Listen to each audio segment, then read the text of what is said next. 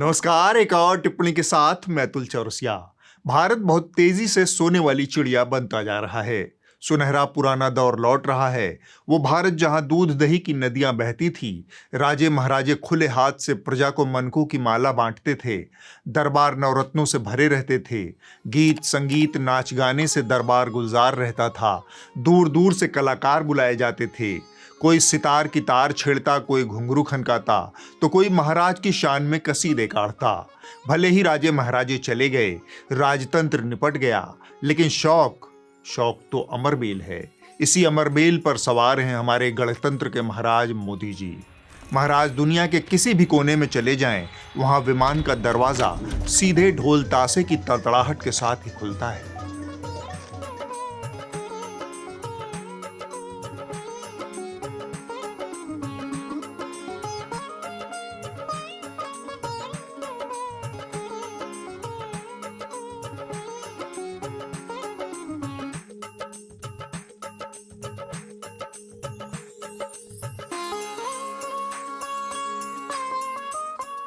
पुरानी समझाइश है अपनी सुरक्षा अपने हाथ। मोदी जी इस पर अखंड भरोसा करते हैं। इंडोनेशिया हो, ऑस्ट्रेलिया हो या फिर न्यूजीलैंड या कि दुनिया का कोई दीगर मुल्क, मोदी जी अपने स्वागत का लवाजमा अपने साथ लेकर चलते हैं। कायदे से यह उस मुल्क की जिम्मेदारी होनी चाहिए, पर मोदी जी कोई ऐसे वैसे प्रधानमंत्री तो है नहीं। चक्रवर्ती सम्राट हैं जो दिग्विजय यात्रा पर निकले हैं। जहां पड़ाव पड़ा वहीं पर एक भव्य सांस्कृतिक संध्या सज गई।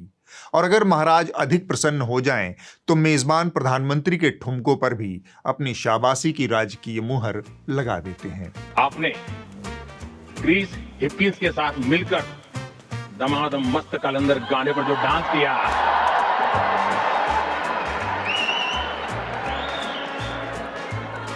वो काफी वायरल हुआ।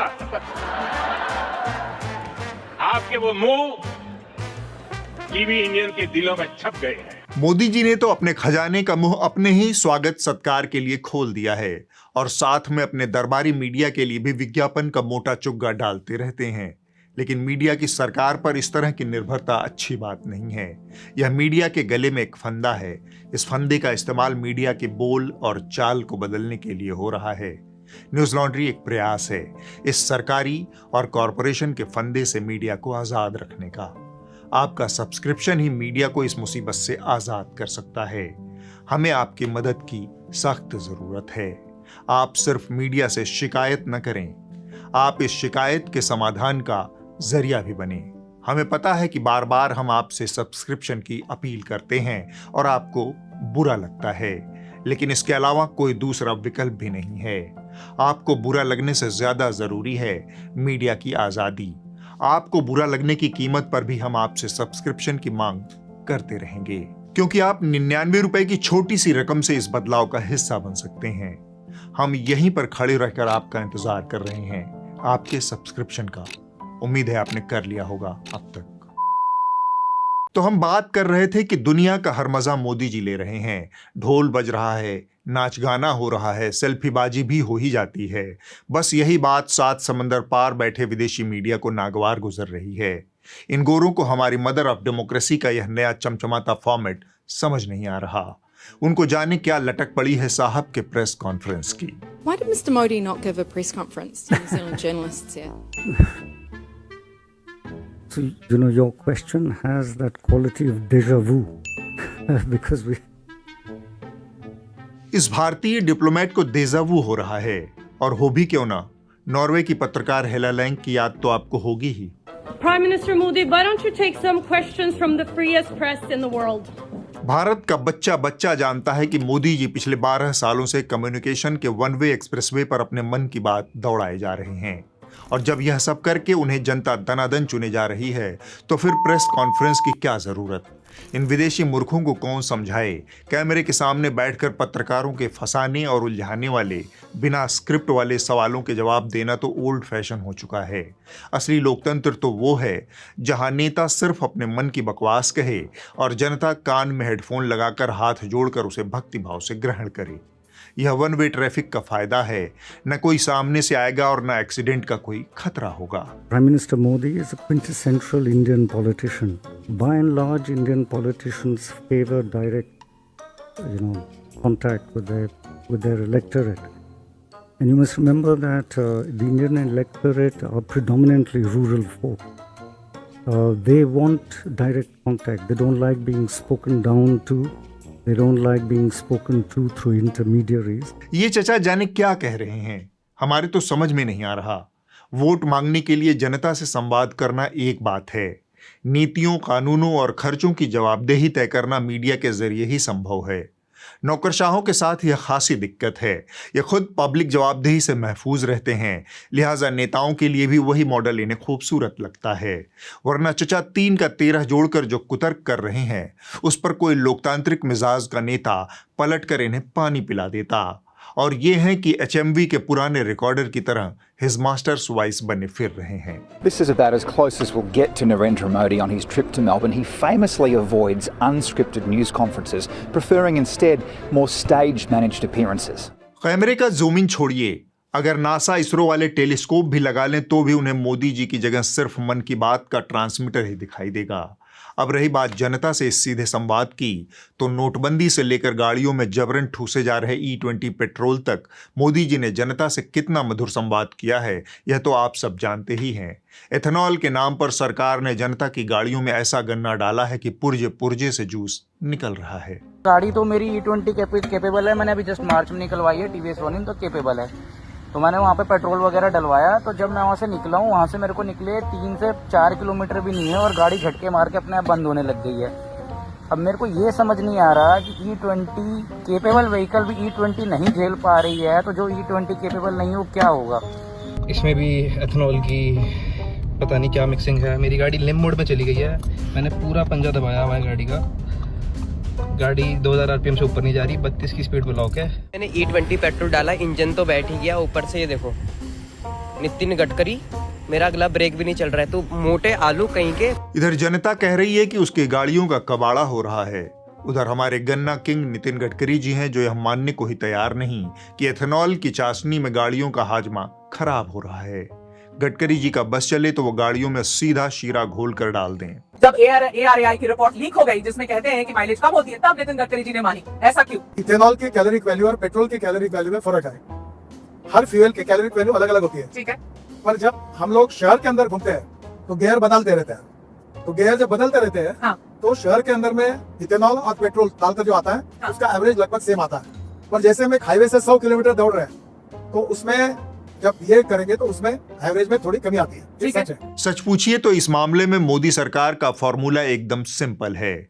जनता के विरोध को पूरी तरह से नजरअंदाज कर दो। अगर विरोध तेज हो जाए तो प्रदर्शनकारियों के ऊपर टूल किट गैंग, दिहाड़ी वाले प्रदर्शनकारी, एंटी नेशनल जैसी तोहमतें चिपका दो।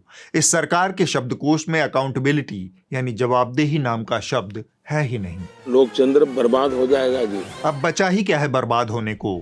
जरा जंतर मंतर का रुख कर लीजिए। छात्र और युवा कॉकरोच बनकर बैठे हैं। सोनम वांगचुक भूख हड़ताल पर हैं, लेकिन सरकार का रवैया ऐसा है कि मरो तो अपनी बला से मरो, हमें फर्क नहीं पड़ता।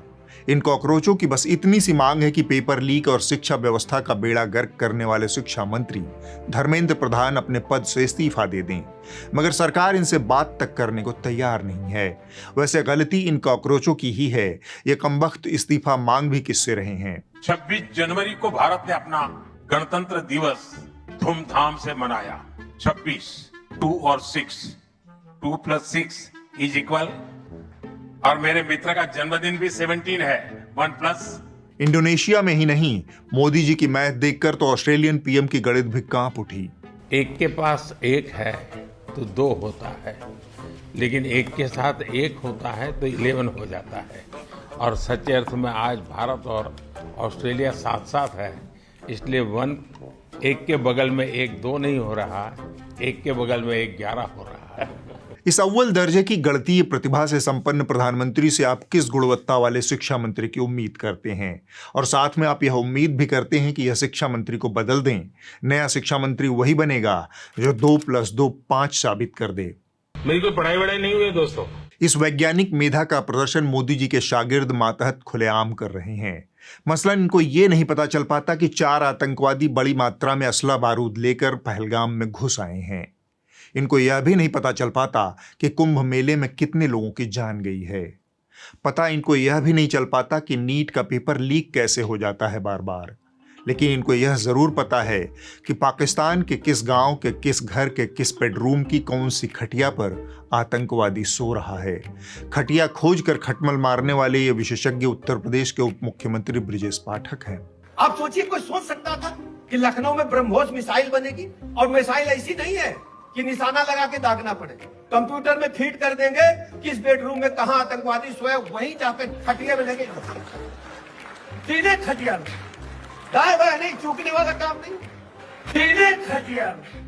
इन तमाम खटिया मार्का विशेषज्ञों की विशेषज्ञता ने देश की खटिया खड़ी कर दी है। लिहाजा आश्चर्य कैसा जब देश में पिछले 10 सालों में 94,000 स्कूलों पर ताला लटक गया। इस शानदार रिकॉर्ड के बाद देश को विश्वगुरु बनने से भला कौन रोक सकता है। मुझे तो बस ये समझ नहीं आ रहा कि सुप्रसिद्ध गायिका अनुराधा पौडवाल को मोदी जी के इस विश्वगुरु के सपने पर ऐतराज क्यों है। कुछ साल पहले तक मेरे मन में बहुत है, अरे हम विश्वगुरु बनेंगे विश्व। अभी मैं देखती हूँ कि विश्वगुरु को कॉन्ट्रडिक्ट करने वाली ही चीज़ें ज़्यादा हो रही है। तो कहाँ से हम, या तो हम विश्वगुरु करना बंद करें या तो ये सब नॉनसेंस बंद करें। If you are suppose to be educated, अगर ऑलमोस्ट 93,000 या लैक्स पता नहीं कितने स्कूल्स तो बंद पड़ गए। बात तो उन्होंने पते की कही, लेकिन साहब को इन सब बातों से क्या फर्क पड़ता है। लोग जिसे नाकामी समझ रहे हैं वही तो साहब की सफलता है। जब स्कूल नहीं रहेंगे तो बच्चे पढ़ेंगे नहीं, बच्चे पढ़ेंगे नहीं तो अजीबोगरीब गणित पर सवाल उठेंगे नहीं, जब सवाल ही नहीं उठेंगे तो फिर प्रेस कॉन्फ्रेंस की जरूरत ही क्या।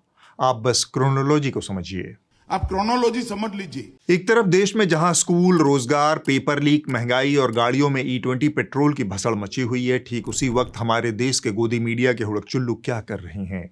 वो शाम होते ही चेहरा चमकाकर स्टूडियो की चकाचौंध में फेफड़ों का पूरा जोर लगाकर चिल्ला रहे हैं, आखिर सच्चा सनातनी कौन है। यूपी चुनाव में इस बार हार्ड हिंदुत्व वाली हवा, वोटर आखिर किसके साथ जाएंगे। चुनाव आते ही सनातन प्रेम क्यों, राजनीतिक विश्लेषक ने खोली पोल। यूपी की लड़ाई में सनातन बना सबसे बड़ा मुद्दा। सनातनी दिखने की होड़, यूपी में चाहिए हिंदू का वोट। बरसाती सनातनी अपना ही इतिहास क्यों भूल गए। जाहिर है लश्कर नोएडा के इन चरण चंपकों के लिए सनातन इज इक्वल बीजेपी और हिंदू इज इक्वल मोदी है। बाकी विपक्ष तो रूबिका लियाकत के लिए बस बरसाती मेंढक है। बरसात होते देख कोयल हो गई चुप, क्योंकि ढेर सारे मेंढक करने लगे शोर। दरअसल बरसात के ये हालात जो है वो केवल मौसमी नहीं है, सियासी भी हो गए। आपने महसूस किया होगा कि किसी खास वक्त में किसी खास मुद्दे पर अचानक बहुत सारे नेता अचानक बोलने लगते हैं। अब इंडिया टीवी की पीनाज त्यागी को भी सुन लीजिए। ये अपने स्टूडियो में बैठकर हार्ड हिंदुत्व का झंडा लहरा रही हैं। यूपी में अब चुनाव की गर्मी हावी हो रही है। हिंदू हिंदू बनकर ही वोट देगा, ये अखिलेश भी समझ गए। 2024 में हिंदू जाति में बंट गया था, इसलिए अखिलेश लीड ले गए थे। लेकिन 27 में हार्ड हिंदुत्व की हवा चलती हुई दिख रही है। चुनाव योगी बनाम अखिलेश, जाति बनाम धर्म है। और अगर धर्म की बात आएगी तो योगी देश में हिंदुत्व का सबसे बड़ा चेहरा है। इन दरबारियों का पूरा हफ्ता तयशुदा स्पेशल बुलेटिनों में बटा हुआ है। सोमवार को सच्चा सनातनी कौन, मंगलवार को हार्ड हिंदुत्व की हवा, बुधवार को विपक्ष का बरसाती मेंढक शो और गुरुवार को पाकिस्तान में टमाटर का भाव। शुक्रवार आते आते ये आपको सीधे ब्रह्मांड के सैर पर ले जाते हैं कि कैसे नासा वाले भी अब रामचरितमानस से रॉकेट साइंस सीख रहे हैं। शनिवार और रविवार को जब जनता अपनी गाड़ियों में E20 पेट्रोल डलवाकर अपना माथा पीट रही होती है, तब ये एंकर स्टूडियो में बैठकर साहब की कूटनीति के 50 जलवे दिखा रहे होते हैं। यानी कुल मिलाकर खेल बड़ा सीधा है। जनता के मुद्दे पर पर्दा डालो, स्टूडियो में नफरत की आंच तेज करो, विपक्ष को मेढक बताओ और साहब के हर विदेशी दौरे को सृष्टि का सबसे बड़ा आयोजन घोषित कर दो। और हाँ, अगर इन सब से भी मन न भरे और टाइम स्लॉट थोड़ा खाली रह जाए तो दूसरे देश के प्रधानमंत्री के DNA टेस्ट में घुस जाओ। राष्ट्रपति प्रबोवो सुबियांतो ने एक नई बात बताई। उन्होंने कहा कि पिछले साल जब वो भारत आ रहे थे तब उससे पहले उन्होंने जीनोम सीक्वेंसिंग टेस्ट करवाया था, जिसे DNA टेस्ट भी कहते हैं। इस टेस्ट के बाद उन्हें यह पता चला कि उनका DNA भारतीय है, उनके पूर्वज भारत के थे। और यही नहीं, उन्होंने आगे ये भी कहा कि इंडोनेशिया की संस्कृति पर भारत का गहरा प्रभाव है। उनकी भाषा का लगभग 50% हिस्सा संस्कृत भाषा से आया है, जिसके कारण इंडोनेशिया में ज्यादातर जगहों के नाम संस्कृत भाषा से प्रेरित दिखते हैं। अब बात उस रहस्य की जिसके आगे बरमूडा ट्रायंगल और एलियंस के वजूद पर सस्पेंस जैसी बातें भी पानी भरते नजर आती हैं। हम बात कर रहे हैं मोदी सरकार के भीतर चलने वाले मिस्टर इंडिया शो की, जहां बड़े बड़े रसूखदार और ताकतवर लोग अचानक स्क्रीन से ऐसे छूमंतर बोलकर गायब कर दिए जाते हैं मानो उनका कभी कोई वजूद था ही नहीं। कुछ ही समय पहले की बात है, साहब के परम प्रिय पीएमओ का सबसे ताकतवर चेहरा और मीडिया की नाक में नकेल कसने वाले हिरेन जोशी को अचानक उनके पद से हटा दिया गया। लश्कर नोएडा की बैरकों से लेकर सत्ता के गलियारों तक सबको सांप सूंघ गया। मजाल की सरकार की तरफ से कोई एक लाइन का भी स्पष्टीकरण आया हो। सत्ता के गलियारों से लेकर मीडिया हाउसेस तक बड़ी दखल रखने वाले मोदी के खासम खास ओएसडी हिरेन जोशी ने अचानक पीएमओ से इस्तीफा दे दिया था। अब इसी कड़ी में एक और गर्मागर्म रहस्यमयी खबर आई है। इस बार गाज गिरी है केंद्रीय पर्यावरण मंत्री भूपेंद्र यादव जी के साम्राज्य पर। उनके मंत्रालय में भयानक मारकाट मची है। इसके तहत मंत्री जी के सबसे करीबी और उनके निजी सचिव समेत 4 बड़े अधिकारियों को एक झटके में दूध से मक्खी की तरह निकालकर बाहर फेंक दिया गया। हम बात कर रहे हैं देश के पर्यावरण, वन और जलवायु परिवर्तन मंत्री भूपेंद्र यादव के ऑफिस की।